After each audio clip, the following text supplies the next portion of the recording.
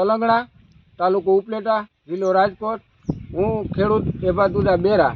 આજે 3 દિવસથી વરસાદને કારણે જે કંઈ અમારે નુકસાન થયું છે એમાં તો કોઈ પારાવાર બાકી નથી એવું નુકસાન થયું. આજ ખેતીમાં ખર્ચા જુઓ તો ખાતર, બિયારણ, દવા, આ મજૂરી તમામ વસ્તુની કોઈ મર્યાદા બારી મોંઘવારી છે. એની સામે અમારા જે મોલ થાય છે, કપાસ છે, સોયાબીન છે, માંડવી છે, અટાણે સારામાં સારો રામ મોલ હોય એનો કોઈ ભાવ નથી મળતો. અમે અહીંથી રાતે અમે ટ્રેક્ટર ભરીને યાર્ડમાં રાત આખી હેકાઈ, બીજે દી બપોર વારો આવે જો હરાજીમાં જાય તો ભાવ ન મળે. એટલે આવા ખેડૂતની એવી માઠી દિશા છે કે કોઈ સીમા નથી. એક બાજુ કુદરતનો માર, એક બાજુ ભાવનો તકલીફવાળું. આજે અમે અમારી પ્રજાને કહીએ કે દીકરા આમાં ખેતીમાં થોડુંક કોઈક ધ્યાન દો, આવો તો નાની સંખ્યામાં કોઈ ખુશી થાય એમ નથી. કોઈ નાની સંખ્યા ખેતી કરે એવું નથી, કારણ કે આમાં એ દેખે છે કે આમાં અમને મૂલ નથી હું એમ તો હું ખેતી કરે નાની સંખ્યા.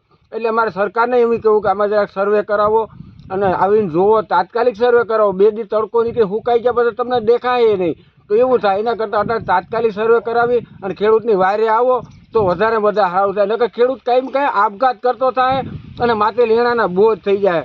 અત્યારે તો વિચાર કરો, અમે બધું એગ્રોમાં દવા બાકી લીધી હોય, મજૂરને 2 દી કેડીનું દેવાનું કીધું હોય, અમારે ઢોરનો નીણ સારો હોય ગયો, અમે આમાં નિભાવ કરવાનો અમારે કઈ રીતનો રહે.